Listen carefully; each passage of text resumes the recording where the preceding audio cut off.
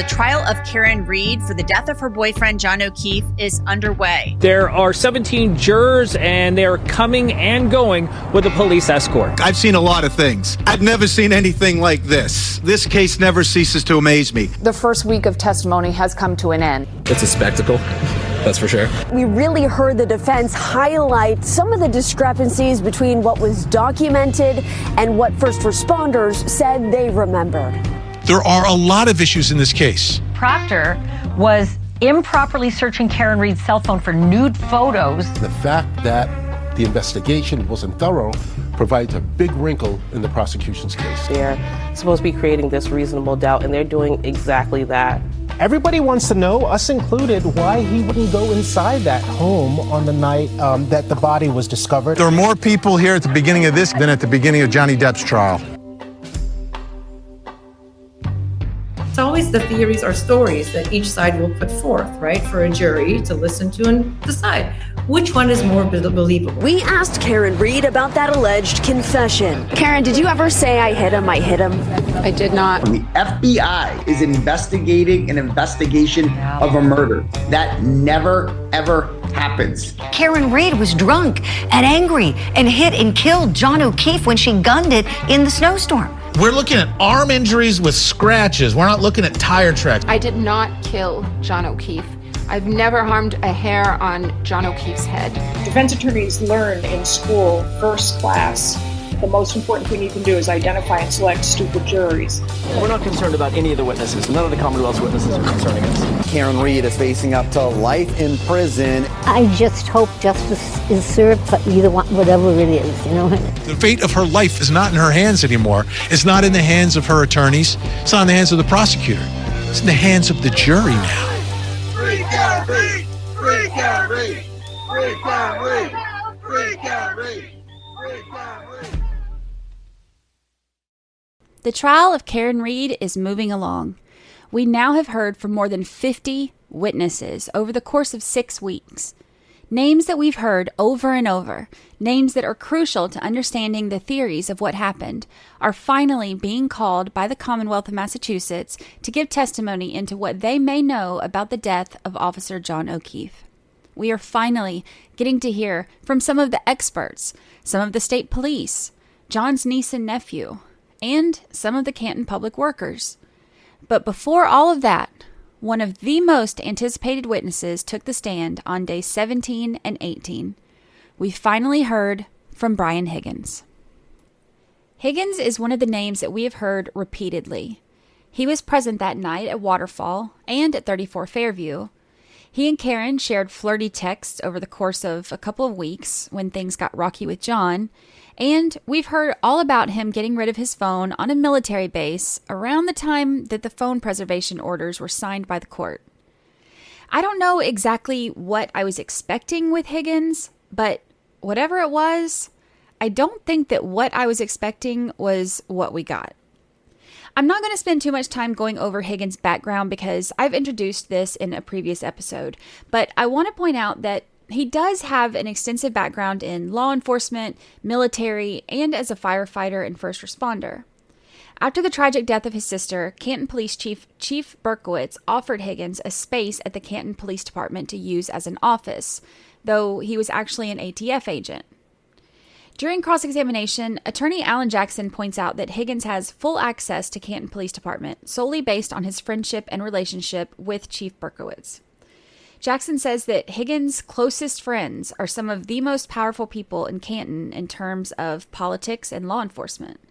He even brings up a toast that Higgins made at Berkowitz's retirement party, where Higgins says, quote, "If you want to hide a body, Ken Berkowitz is your man," end quote. Higgins, Brian Albert, Kevin Albert, and Eddie Hernandez all rode back to Massachusetts from New York together after the funeral of the New York City officer that they attended that January in 2022. Alan Jackson brings up a fistfight at a Christmas party between Brian Albert and Eddie Hernandez, but the objections were sustained, so we didn't hear much detail on this altercation. Jackson wants to use this as an example of what he refers to as a reputation that Brian Albert has for being a fighter. And he also points out that Higgins testified to the federal grand jury that even Chief Berkowitz was a little afraid of Brian Albert. Higgins took Brian and Eddie to get their cars when they got back from New York, and then he dropped off Kevin Albert. He swapped from the truck that he was driving over to his Jeep that's equipped with a plow, and then he went to Hillside to meet Brian Albert and get some food and drinks. The swapping of cars, as well as how many cars Higgins has, is brought up a couple of times. He has a government truck, a surveillance vehicle, and he flips between his personal Jeep and truck. Some of these cars that he keeps are at Canton Police Department, and he leaves an available key if they need to be moved to, for example, plow the parking lot if it snows. While at Hillside, Brian Higgins was drinking Jameson and ginger. That's his drink. And Brian Albert told him that he was going to be going to Waterfall to meet up with his family and friends. So he invited Higgins to come along. Higgins estimated that they were at Hillside for an hour or so, and he said that Brian Albert left about 15 minutes before he did. He estimated that he arrived to Waterfall around 9 p.m. Higgins describes his relationship with Brian Albert about the same way that Brian Albert described it. They were co-workers, but they've gotten closer in recent years, becoming friends and hanging out socially. While at Waterfall, Higgins said that he saw the defendant and John O'Keefe walk in. And Higgins actually referred to Karen as the defendant, which was interesting given the familiarity between them. I've mentioned before, referring to someone as the defendant is a way to take the emotion out of it, since it's easier for a jury to convict a nameless defendant than it is for them to convict a person with a name and friends and a family. Higgins didn't talk to Karen while she was at the Waterfall, but he said that when he left, he sent her a text that said, well, and referred to this as a flirty text. We're going to get into the flirty text more in a minute, but it gets awkward and I'm not ready to jump into that nonsense just yet. Higgins said that Brian Albert invited everyone to go back to his house, so he said he decided to go. I was very interested to hear what Higgins had to say about where he parked his Jeep. This has been one of the issues that we've had with so many of the witnesses' conflicting statements. Where did Higgins park? He says that when he got to Fairview, he was being a quote-unquote smartass and decided to use his plow to do a sweep of the driveway, though the snow wasn't really accumulating yet. After he pulled in the driveway and did this, he said that he pulled out and he parked in front of the mailbox, with the rear of his Jeep backed up to the edge of the driveway. Now, this is the same spot that Matt and Jen McCabe said that they saw his Jeep, but also, it's the same spot that everyone else who pulled up in that truck said that was definitely empty. I don't know. I'm still not quite sure what to make of that. I don't know how some people can be so sure that the Jeep was there and other people can be so sure that it wasn't. Higgins went in the side door and he said that he hung out for a while, but he didn't stay long because all they had to drink was beer and he's a whiskey guy. He looked at pictures with Brian Albert of his son, who was in the Marines, since Higgins and Brian Albert also both served in the Marine Corps, but he said that they were only in the other room briefly. Higgins contradicted Brian Albert's testimony that they went upstairs to look at pictures in his son's room, though. He said that he had never been upstairs at any time in Brian Albert's home. He also said that he never went to the basement that day, but he had been in the basement before. There was a moment during cross-examination where Alan Jackson brought up Brian Albert saying that he and Higgins walked, quote-unquote, upstairs.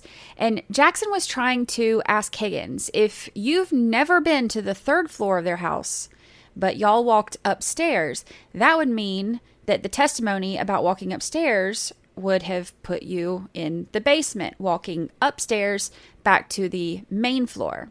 But Higgins doesn't really pick up what Jackson is trying to ask, and Jackson is limited on the form of how he can ask it, so he never really is able to get the answer out of Higgins that he wants, but I think that the jury understood where he was going with it. Something that was pretty major that came up during cross-examination is the description that Higgins had given of a male who apparently entered 34 Fairview after they returned there from the bar. Now, we've heard pretty much the same story with some varying or conflicting details from each witness, but the overall story has been mostly the same, at least about who was at the house. But this is the first that we've heard about a tall, dark-haired male entering the house. Now, You do recall giving testimony at another proceeding on June 1st, 2023, correct? Yes. And of course, the same thing applied. You were under oath. Is that right? Yes. You knew that it was a crime to lie under oath? Yes. In that proceeding? During the course of that proceeding, you were asked who was in the house and who you saw come into the house, correct? Yes. And during the course of that testimony, you admitted that you observed a tall, dark-haired male enter the Albert house that night, correct? I believe that was in reference to somebody's brother in a pickup. I don't know if that was during... All I'm asking you, Mr. Higgins, is did you say that? Did you say a tall, dark-haired male entered the house while you were there? I said they might have. Did you say they might have? Yes. Higgins testified that he wasn't really paying close attention, but there was a tall male that he didn't know who entered the house briefly. Jackson asked about him giving this statement to the Massachusetts State Police, but Higgins said he doesn't recall, and he also didn't mention this person to Lally when he was asked about who was in the house. The first thought that I had would be Julie Nagel's brother, but he never entered the house, and he's not a tall, dark-haired man. John O'Keefe is tall, but Higgins knows him.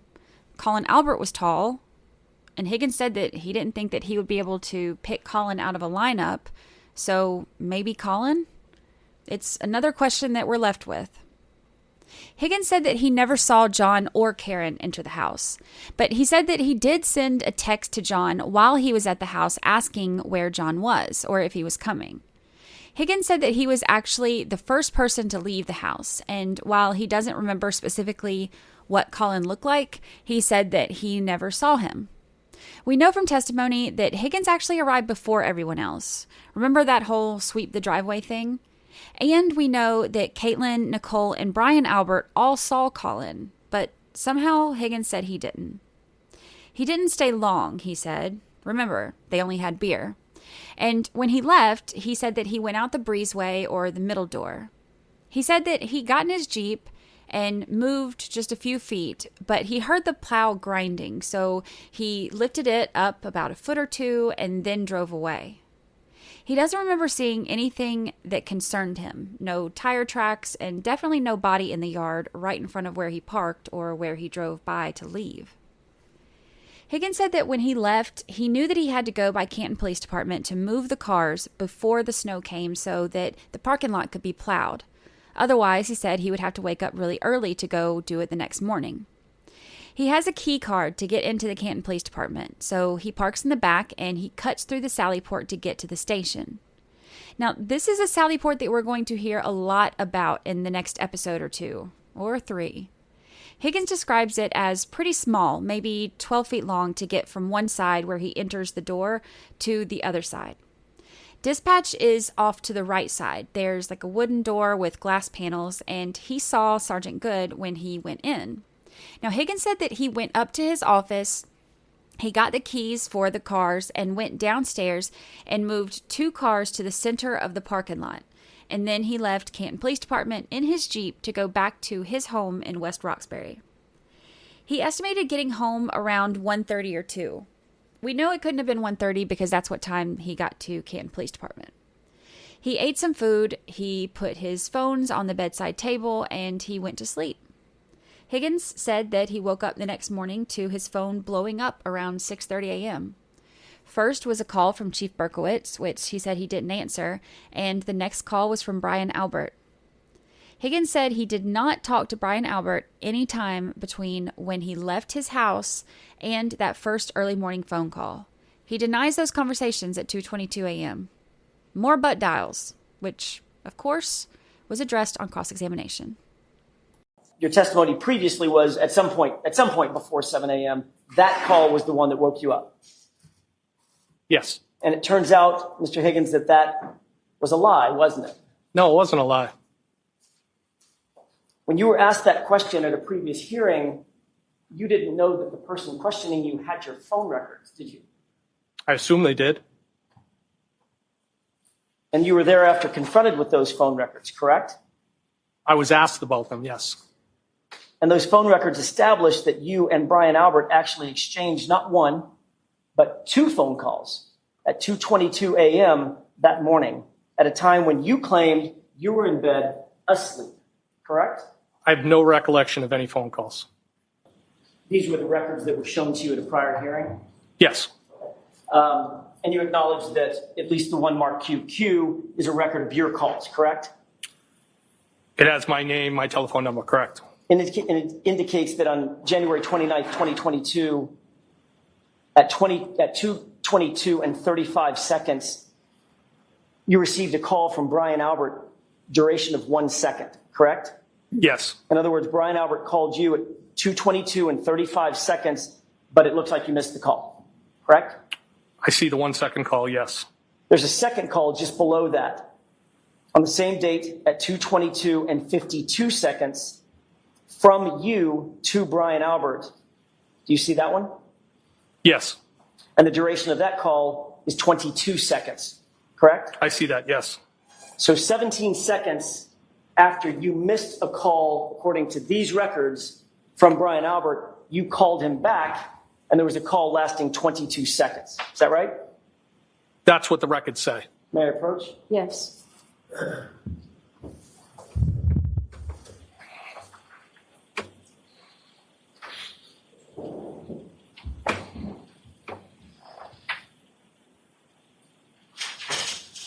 So the fact is, you were speaking to Brian Albert in the middle of the night, approximately 3 hours before Mr. O'Keefe's body was found in his yard, correct? No, that's not correct. And that was 5 minutes before 2:27 a.m. when there was a Google search for how long to die in the cold, correct? Objection. Sustained. And then, of course, you lied about that under oath in that prior proceeding by saying, I don't remember this phone call. Objection. Sustained. Did you, in fact, tell the truth at the prior proceeding when you said, I don't remember that phone call? I always tell the truth. Did you lie under oath, sir? No, I did not. Would you tell us if you did? Objection, Your Honor. Sustained. Higgins says that he doesn't think that 22 seconds is long enough to have a conversation of substance with anyone. But he also has a possible explanation. Now, when you were asked about this and you were shown these records, that prior hearing, you had an explanation for what that 22-second call may have been and what the prior call may have been, correct? Yes. What was your explanation? Well, I used a phrase that people commonly used as a butt dial.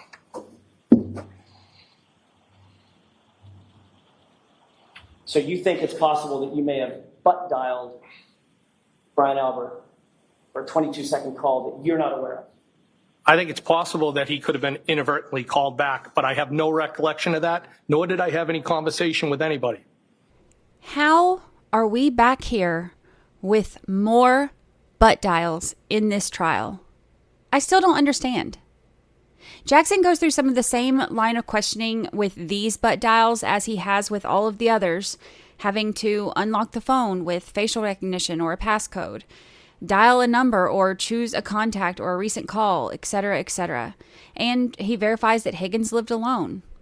He has Higgins read his previous grand jury testimony that says that when he got the call from Brian Albert, he called him back. And it's possible that the phone picked up on the other end and Higgins terminated the call, which this is, of course, different than what he's testifying to today. Higgins says, regardless, there was no conversation with Brian Albert at 2:22 a.m. Higgins said that he went to Brian Albert's house that next morning after getting that call. He can't remember where he parked or how many police cars were there or anything like that, but he said that he does remember seeing Brian and Nicole and Jen and Matt, plus Brian Jr. popping in at some point and Julie Albert stopping by with donuts. Higgins said that when he heard about John O'Keefe being found on the lawn, that didn't make sense to him because he said that John and the defendant never showed up. Higgins said that he didn't stay at Fairview long, maybe less than an hour, and he can't remember if he went to the police station or back home after that. He was still upset and trying to put things together, and he said that he knows he was at the police station at some point that day, but he just can't remember when. Jackson says, based on the key card swipes, records indicate that Higgins was at Canton Police Department from around 9 a.m. until 5 p.m., closer to 6. And we hear about key card swipes throughout the day. There's also a 12-minute phone call between Higgins and Kevin Albert from Canton Police Department. Jackson asks Higgins if Kevin was providing him with information about the death of Officer O'Keefe, or if Higgins was providing information to Kevin that he was receiving while at Canton Police Department. Higgins said absolutely not. There are a lot of key card swipes for Higgins in the Sallyport area, and Jackson points out that this is the same area where Karen's car was taken. But he also asks Higgins about the other evidence that was taken there, like the Stop and Shop bag with the Solo cups. He also points out the multiple phone calls between Higgins, Berkowitz, and Brian Albert, back to back around this time, and again asks about relaying information between them about the investigation.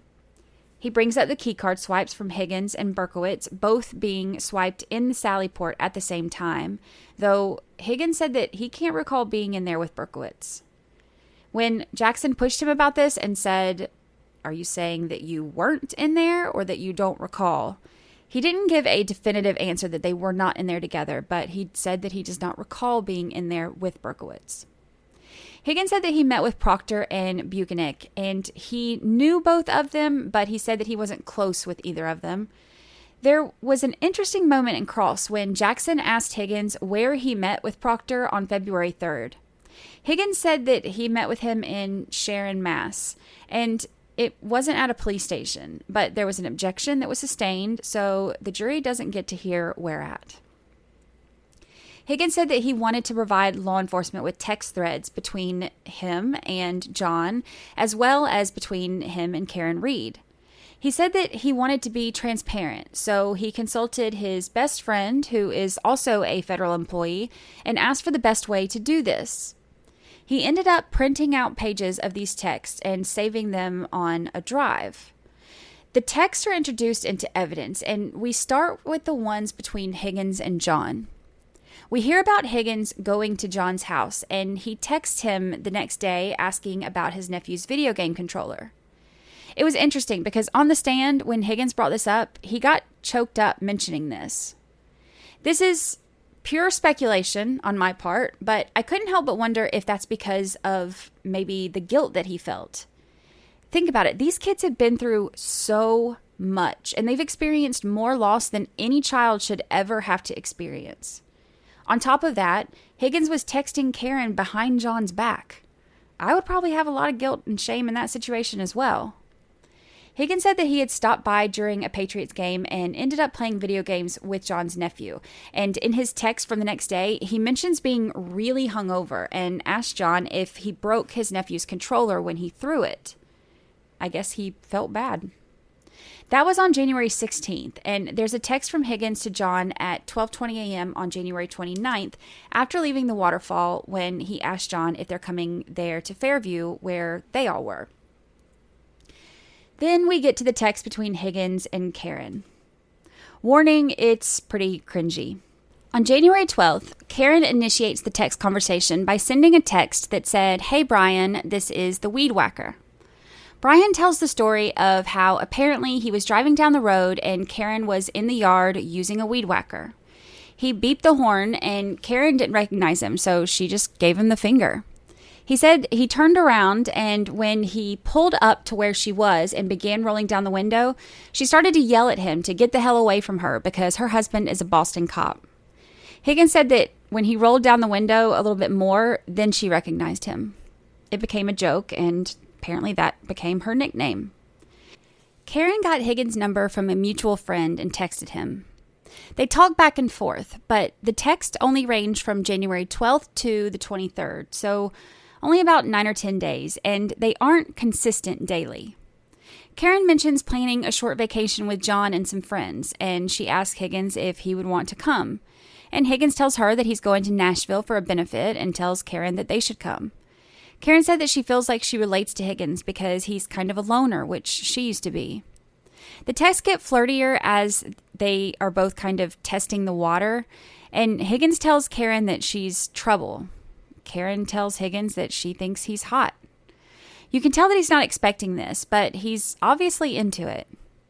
He tells her that the feeling is mutual and says that she's hot and smart and witty. He asks her how long she's thought that he was hot and what she likes about him and if she was happy or not, and what she wants from him, telling her that the ball is in her court. Karen isn't always quick to respond, so there are a few times when he comments that she's leaving him hanging, or he asks, "Now what?" and pushes to know what she wants from him. He also says a few times that he thinks that she's just messing with him and he wants to know if she's serious. One thing that stood out to me about these texts is Karen's desire to connect. I've heard for so long that she was an outsider with John's friends, not a part of the group, and you can definitely hear that as each one of them has testified about her. She makes a few comments to Higgins that seem to show a desire to be connected or to relate on some level. Maybe not to be an outsider. She mentions that he seemed to be a loner like she used to be, and she said that she thinks that they're a lot alike, and she said that she felt like they were just from the same neighborhood. And she says that they're both single with no kids and nothing tying them down. Higgins mentioned that John had invited him to watch the Patriots game at the house and said that he hadn't answered yet because he didn't want to intrude on their couples night. She tells him that he should come. They like hanging out with non-couples. She said that most couples don't like hanging out with other couples anyway. A lot of the flirty texts actually take place the night of the game, when Higgins is at John's house and after he went home, when Karen was apparently awake in bed and they were texting. There are periods of time where they don't talk, and we will hear that she actually stopped by his house during that 9 or 10 day period briefly, but it was apparently awkward and they didn't even finish one drink. And then the text on the 23rd actually include Higgins calling Karen stranger and saying that he hasn't heard from her, and mentioned thinking that she didn't want to talk to him anymore. But the text that they do have for that week and a half includes some comments that seem to show the frustration that Karen was feeling in her relationship. Some of the first real glimpses at the issues between her and John, and the difficulties that she was having being a blended family with John and his niece and his nephew. Karen said that she was happy in her relationship, but things had deteriorated. Defendant responded, "It is very, very complicated. He and I dated when we were kids, and then his sister died and everything got fucked up." I responded, "He seems very into you." Higgins asked Karen if she and John are breaking up or staying together. Defendant responded, "I don't know. He hooked up with another girl on vacation. I'm very close to his niece. It is a very fucked up situation." I responded, "When was that, and how did you find out he hooked up? ? I don't want to complicate your situation." Defendant responded, we went away for New Year's, the four of us. I put the kids to bed and found him in the lobby of our hotel all over one of our friends. Whatever, it doesn't matter. I responded, "It does matter." Higgins says that there was one night during this short time period that Karen stopped by his house, and they had a conversation where he said that he was trying to figure out what it was that was happening between them. That was the night that he said that it was awkward and they didn't even finish one drink. So there was an occasion that the defendant stopped at my house. And again, the conversation that took place at my house was in relation to, again, sussing out and trying to figure out if this was everything that I stated before. Like, was this legitimate? Was she seriously interested in me? Was she at the end of her relationship with John? And during that, there was touch on that topic, and I became to realize, it was my understanding at that point that this incident took place in Aruba on New Year's Eve, based off the text messages and the conversation at my residence. This was something that she brought up not only in the text communications with you, but in person in communication with you as well. Yes. I mean, outside of being over there for the game, there was only one time that the defendant and I ever interacted on a one-on-one basis. Higgins said that when he left John's house after that football game, Karen walked him out, and she surprised him by planting a kiss on him. Karen brings this up in those texts also, saying that John showed her the ring video of her walking Higgins out and asked if they were hooking up now. Again, Higgins pushes to get an answer out of what Karen wants from him. What, if anything, she's looking for. She turns it around and asks him what he wants, and Higgins responds, "The real deal." Karen tells him that doesn't exist. Higgins pushes her again, asking her who and what she wants. Defendant respond. I then said, "Do you even know what you want? ? Or who ? Defendant responded, "Because I went from being solo to trying to give attention to kids who aren't mine, and I never wanted kids." I responded, I thought you were in this happy relationship." Defendant responded, "Everyone is happy at the hillside." I responded, "Oh God, you avoid things." Defendant responded, "It's just very, very complicated dynamic with the four of us. He isn't cut out for what he's doing, and the kids present constant issues." I responded, "I think he believes he is doing the right thing." Defendant responded, "Well, of course he is, but his heart isn't in it. It's only because he was very, very close to his sister." I responded back, "I know how you feel, kinda. I was married, and when I met her, she had a 2.5-year-old. I went from being single to being a dad. It's hard." Then I said, "I'm divorced since 2017 and have no kids." Defendant responded, "I try very hard, but they are very spoiled, and they're not my family. My parents keep telling me I'd feel differently if they were mine or my own sisters.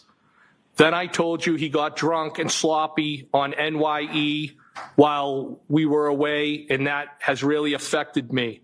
I responded, "What did he exactly do? ? Defendant responded, "I never got married, and now somehow I'm arguing someone about raising kids with an emoji." I responded, "Why don't you tell me? ?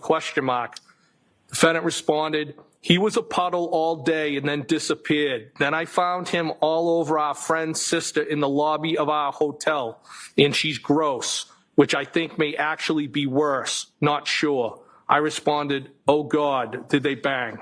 Defendant said, So I was the kids celebrating New Year's, I think it's without him, which shouldn't be my role. No, I doubt it. He was a mess." I said, "Was it the first time with her, or do you think there were others?" Defendant responded, "I don't really think there were others. I'm with him all the time. He never seems to want to go anywhere, without me. But honestly, the issues with the kids bother me more than him actually cheating. They are constant, and it feels like a lose-lose." I responded, "You clearly have a lot of feelings swirling inside you." Defendant responded, "Yeah, it's very complicated. Sorry for the rant." I began to respond, "You can vent, babe." Basically, I just feel like I spread myself too thin, and sometimes it's thankless. I responded, Defendant responded, "You probably felt that way too." I responded, "I did at times. It was one, not two, thankfully." Defendant responded, "Want to grab a drink? ? I responded, "If you gave me some notice, I could have." Defendant responded, "You in capital letters said you were adaptable." I responded, "I am, but I have my work truck with me and not my personal. Do you get angry when you don't get your way?" Defendant responded, "That sounds like an excuse. I rarely get my way." They chat back and forth, but they don't end up meeting up. They discuss why it probably would have been a bad idea anyway. I responded, "Coming to your house would have been bad for the both of us. For starters, you wouldn't have wanted me to leave." The defendant responded, "That sounds good." I responded, "That's trouble." Defendant said, "Why? ? The defendant said, "No, I'm busting your chops. It's okay." I responded, "No, you are sensitive. Nice try. You don't think if I came over for a drink, we would have gotten carried away?" Defendant said, you in capital letters said you were adaptable and tons of fun. I took that as an invite for an invite. And I responded, oh, okay. Defendant responded, I'm 42. I know what happens when you invite someone over for a drink. I responded, you're the master of avoidance, so you think I would just give it up. Defendant responded, I've been a lot in my life. I have a little bit of cop DM mindset, and then said, been through. The carp diem mindset is supposed to be carpe diem mindset. They continue. Defendant said, what am I avoiding? ? I'm not afraid to be direct. I responded, some of my questions. Defendant responded, okay, which? Ask again. I said, nope, tricks are for kids. Defendant responded, I'm pretty sure we would have hooked up. I responded, okay. Defendant said, I can't say that? ? I said, of course you can. Defendant said, did I miss any other questions, sir? ? Probably. Are you having a drink right now? ? Defendant said, yeah, on my second. I said, show me what you got. Defendant said, none of that is true! ! I'm not talking to other guys, and I have issues with John, and things are far from perfect. You just happen to know about him, BC, I guess, because we all hang out at the same bar. I'm sure you talk to other girls. That's what single people do. I'm not married, neither are you, neither is John. I responded, was that your attempt at a lecture or deductive reasoning? ? What do you want from me? ? Defendant said, that's just how I think / feel. You don't need to approve. I've already answered that last question a couple of times, I think. I responded, I'm not judging you, never have, never will. Defendant responded, you shouldn't. I don't know what your private life is about, nor is it my business. Defendant said, my only, I'm assuming, point is that there's a difference between being married to someone and dating them, and we have no intention of ever getting married. The point of dating is not to get tied down. If you're not confident, you should be, in my mind anyway. The first two, but I don't care too much about the other girl. I responded, okay, so he is cool with you dating other people? ? Defendant responded, and I'm not happy per se, just realistic that there's cracks and it's far from perfect. I doubt it. If he's seeing someone else, I wouldn't want to know either way. He probably feels the same way, and you probably feel that way about whoever you hook up with. I think that's normal. I responded, okay. Defendant said, you don't agree with me? ? Defendant said, at a bar? ? I responded, I wasn't suggesting anytime soon. I know you're with your friend. I meant my house. Probably after 8. Defendant said, probably after 8. I responded, okay, if you don't wanna, that's fine, no pressure. Defendant responded, I will a drink. It looks like I tabbed the bubble with a ? I then said, what do you drink? ? Are you out now? ? Defendant responded, sorry, I'll drink whiskey if that's what you're having. I responded, haha, send me a pic of you two. Higgins said that he isn't proud of these texts. It is what it is, and he takes responsibility for them. He said that John was a friend, and he thought that maybe John and Karen were at the end of their relationship. He thought that he could have something with Karen. Jackson points out how non-committal Karen was when Higgins was wanting clarification from her on what she may want from him. And Higgins seems to want to avoid answering about whether or not he had a romantic interest in Karen. She said something along the lines of, I'm just trying to be realistic. There's cracks in the relationship. It's far from perfect. Is that right? I think that's something she texted. All right. And you'll agree that during the course of these texts, you were constantly asking for clarity and explanation from her, were you not? During our communication, I did ask for clarity. Many times. Yes. You saw it, correct? Yes. And she pretty much wouldn't answer you, correct? She was non-committal, I would say. Which is why you were saying in your texts, why won't you answer the question? And she would parry and not answer that one either, correct? Well, I didn't want to be stuck in the middle of anything. That's not my question. I'm asking you whether or not she would answer your question about clarity specifically. She avoided questions about text. Right. And that was frustrating because you were very interested in her romantically at that point, correct? I was attracted to her. I don't know that I would say very interested in her. You texted things like, why did you get my number and reach out? That's a quote from the text we just read, correct? I did ask that, yes. You said, now what? Is that right? Yes. You texted, so now what? Correct? Yes. You texted, I would hang out, meaning with you. Yes. Correct? You were showing interest in her.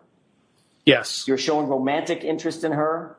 I wouldn't say it was romantic. I was trying to vet it out. Well, you weren't seeing if she wanted to go see a ball game with you as a buddy, right? Not really, no. No, you were showing romantic interest in her, weren't you? I was trying to vet out was her interest in me legitimate. It was very normal for me to have that question in my mind when I didn't initiate this, she did. And I think it was a fair question just to try to find out. You were showing romantic interest in Karen Reed, weren't you? I was interested, but I don't think I was at the romantic phase. Okay. When I say romantic, well, what do you mean by romantic? What's the romantic phase? Sending somebody flowers? Dating? Well, there's a difference between dating and hanging out. I mean, it's kind of hard to date somebody when you have a boyfriend. Mr. Higgins, well, not if both people are dating other people, right? Happens all the time, doesn't it? Well, I think I asked that question too. Right. That's not my question. My question is, you seem to have a problem admitting that you had a romantic interest in my client. Is there a reason for that? I was attracted to her. Right. Physically attracted. I thought she was an attractive woman. Romantically attractive. I'm not going to go there. No, I don't agree with that. Of course you're not going to go there because that would put you in a very awkward position, wouldn't it, sir? Objection. Not at all. So the objection sustained is to the form. You can ask it differently, and that answer will be stricken now. I'm sorry, Your Honor. May I? Yes. You were sexually attracted to her. I was physically attracted to her, yes. Sexually attracted to her was my question. Well, I think in the text I said you're hot. Okay. So my question again, Mr. Higgins, you seem to not want to answer my question. My question is, were you or were you not sexually attracted to my client? Yes. Okay. You were saying things like, what do you want from me? And I want the real deal. Those are your words, correct? Yes. And the real deal with you would be to date her, to get involved with her, romantically, correct? No. The real deal was what? What did you mean by I want the real deal? Like a relationship. What kind of relationship? A buddy-buddy relationship? You just want to go like... The same thing everybody wants, a real relationship. Like a romantic relationship, Mr. Higgins? It's possible. Right. Aside from the one kiss that he described in the text as a peck kiss, they never had any sort of physical contact with one another. No hugs, no kisses, no sexual contact.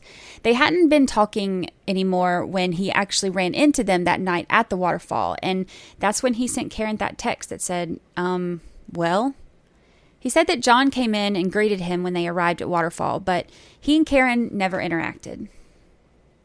He greeted you, you indicated, correct? Yes, I believe so. Karen walked in with him. Yes. But she did not greet you, did she?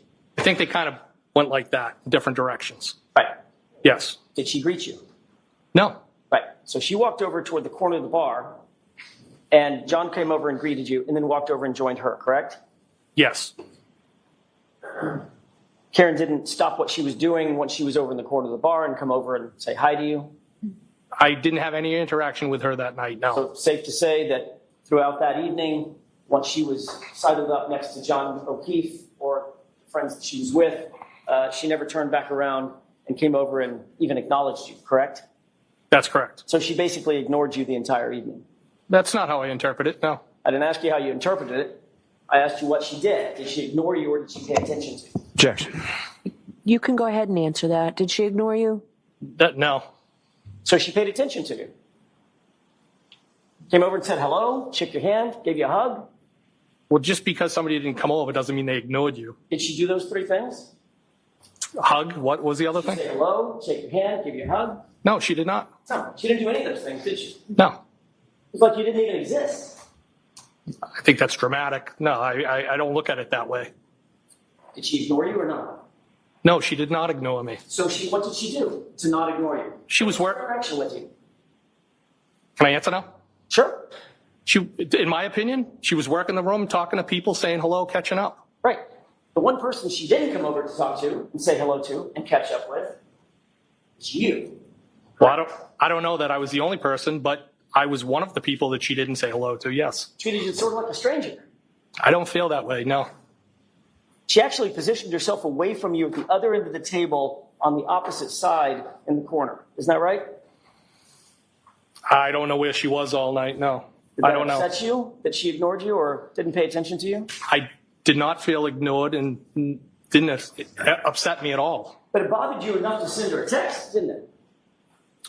No, it was a flirtatious text. It was just, that was it. It bothered you enough to send her a text that said, with 6 M's behind it. Okay. And, well, correct?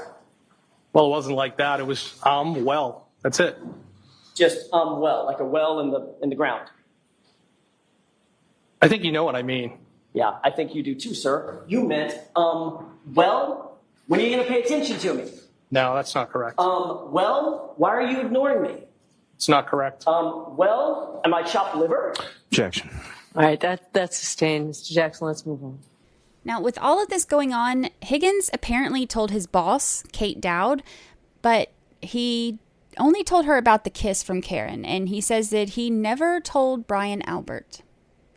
These texts and Brian Higgins' phone became major points that were discussed during his testimony. The phone issue became very frustrating for a few reasons. Higgins' best friend is also a federal agent with the ATF. Higgins said that he went to him to get the text off of his phone because he wanted to be transparent in what had happened. So Higgins took his phone to his friend at the Regional Computer Forensics Lab where his friend worked, and Higgins asked him to help him get these texts off of his phone as opposed to, I guess, providing his phone to law enforcement for them to create the digital image. Now, this testimony is all happening at the very end of the day, and this is after Higgins had been up on the stand all day long. The energy seems to kind of shift, and suddenly it seems like something's up. Jackson continues his questioning by asking Higgins about hooking his phone up to extract these messages that he had chosen. Jackson says that that was a federal resource, not for anything having to do with any official case that Higgins or his friend were working. Then I realize why the energy shifted. You aren't allowed to utilize federal resources for personal gain. The questioning continues briefly, and then an objection is sustained, and the jury is removed from the room, and Higgins' attorney is brought in to consult him.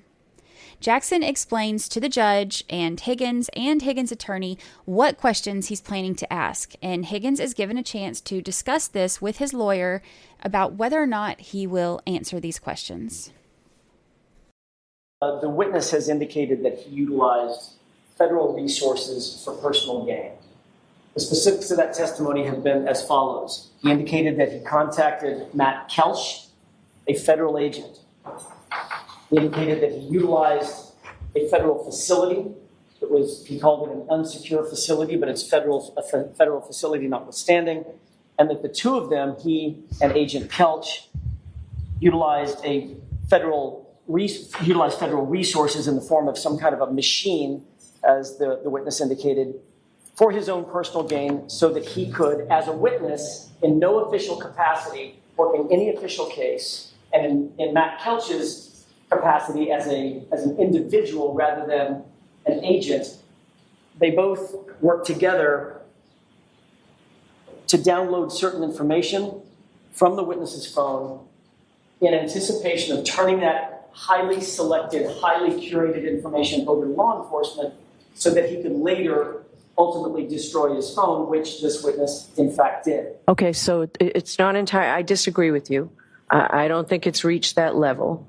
His testimony was that he went to a kiosk on the first floor where all local police departments can go. It's unrestricted. It's on the first floor. And we just got to the part about a machine in the kiosk when you mentioned an FBI resource. So what is your question? What questions do you intend to ask this witness now? Whether he's aware that under 5 CFR 2635.702, it is a federal offense to use his to use any public office for his own private gain or for the gain of persons or organizations with which you are associated personally. In other words, an FBI agent or an ATF agent cannot use federal resources for personal gain. The fact that he contacted an ATF agent, the fact that he utilized a facility that is owned by the federal government, run by the federal government, paid for by taxpayer dollars, and the fact that he used a machine that is owned by the federal government to download certain information for his own personal gain, that personal gain being, these are the curated texts that I'm going to turn over to law enforcement, that's a federal offense.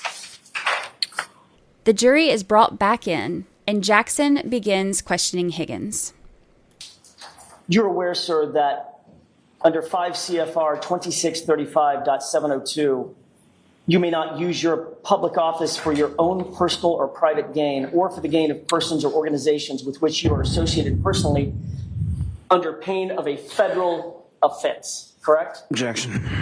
Sir? No, Your Honor. Are you aware that under 5 CFR 2634.704, it's a felony to quote?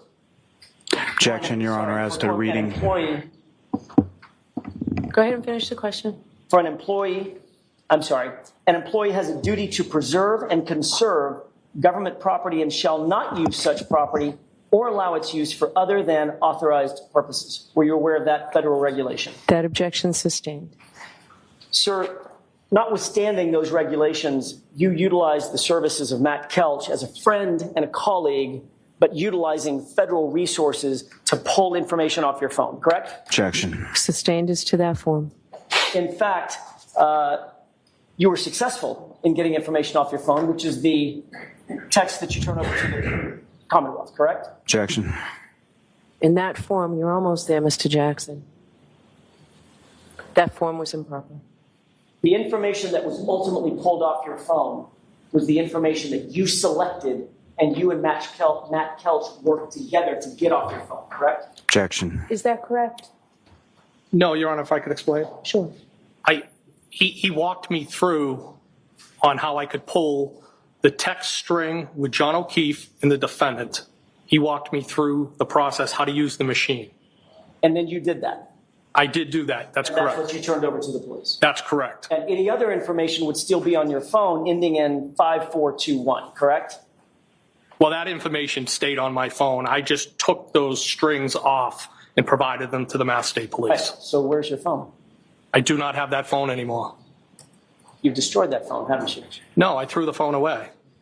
Well, that's destroying the phone, isn't it? I had every right to do that.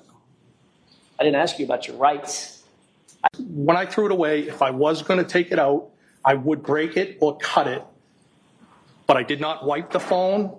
I did not take anything else off it. But if I was going to throw the phone away, that's what I would have done. Okay. You know, as an ATF agent with electronic data experience, when you pull the SIM card out and break it, and then throw the phone away and the SIM card away, you don't need to wipe the phone. Objection. Sustained. Mr. Jackson, that's it. Your Honor. One more question. I can do this in 30 seconds, I think. You were aware that there was a court order that you not alter, delete, or destroy, or in any way manipulate your phone or the electronic data associated with it, correct? Objection. As to what date? As of September 30th, 2022. Objection. I don't believe that's what the court order was. I think it's... I can make a quick offer of proof. That's exactly what it was that he was notified. Were you aware of that? Was that your understanding? What's the question exactly, Your Honor? I'm sorry. Ask the question again. Sure. Were you served with a copy of a notice on September 30th, 2022, that you not alter or destroy or manipulate anything on your phone on September 30th? I was served an order, yes, that's correct. And isn't it true, in another hearing, you explained that on September 29th, the day before you claim you got that notice, you changed phone carriers and changed phone numbers? And I maintained the phone. Until you didn't, when you destroyed it a month later by pulling the SIM card out and throwing it away, correct? Objection. Sustained. Did you do that in October? Did you destroy that phone? Objection. Sustained. Did you pull the SIM card out of your phone, Mr. Higgins? Did you? It's possible that I did. I believe that's how I've testified, yes. You testified? It's possible that if I took it out, that it was either cut or broken. It's not just possible. And that would have been after the date the order was already denied. Mr. Higgins, I have one question left. One question. Did you, Mr. Lally already standing. I haven't even started. Have a seat, Mr. Lally. Go ahead. Last question, Mr. Jackson. Quiet, please. Quiet, please. Mr. Higgins, very simply, and then we're done. Did you remove the SIM card for that phone, drive onto a military base, throw the SIM card in one dumpster and the phone in a different dumpster?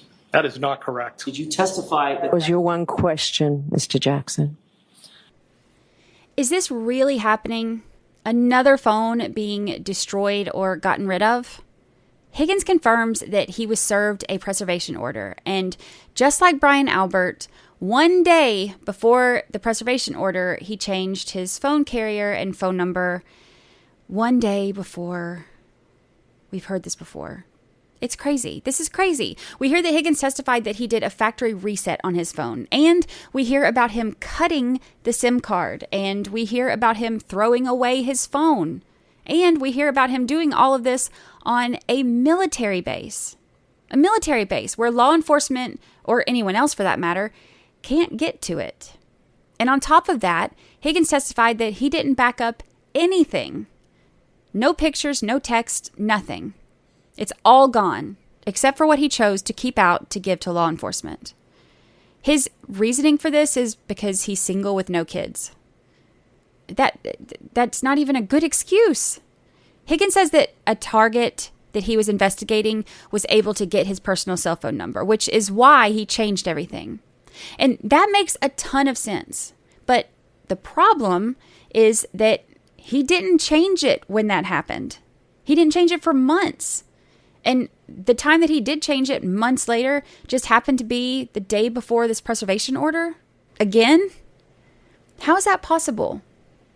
Seeing that the phones keep coming up as missing or destroyed and traded in, and calls are made, but everyone's claiming that they were butt dials, and they're showing as answered, but nobody's saying that they answered them, and there's no voicemails. And according to the witnesses, all the police reports are wrong, but they also all have conflicting testimony.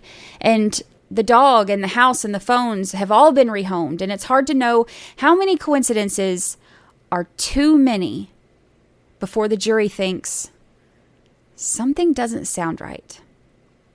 The texts between Karen and Higgins don't paint either of them in a positive light, let's be honest. Over the course of those 9 or 10 days, there were multiple days that they texted, though it wasn't daily. But they crossed some boundaries of trust, and the jury will see that.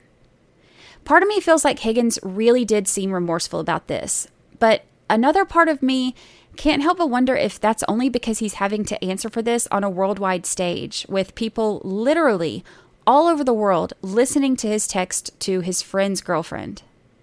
There were a lot of moments during this testimony where he seemed to be kind of in denial about wanting to push Karen for an answer. And with that level of denial, can he really be fully remorseful?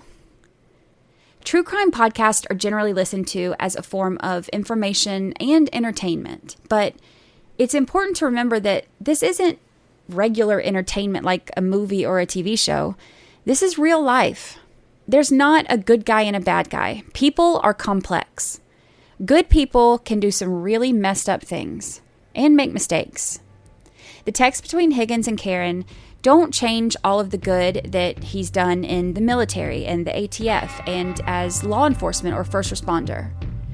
But they do show a different side of him, and they will go toward his credibility with jurors. Now, how much or how little weight they give to that, it's impossible to say. It's hard to pack testimony from 2 days into 1 hour, but these were all really important things that we needed to hear about from Higgins. We still have some catching up to do, though, so you'll be getting a bonus episode again this week between now and next week's episode to catch you up on the rest of what we've heard. This trial keeps getting crazier and crazier, and we have a long way to go. My name is Brandy Churchwell, creator of 13th Juror Podcast. If you're enjoying it, please leave us a review on Apple Podcasts and Spotify, and share this episode with your friends. For more information, photos, and episode guides, visit our website at 13thjurorpodcast.com.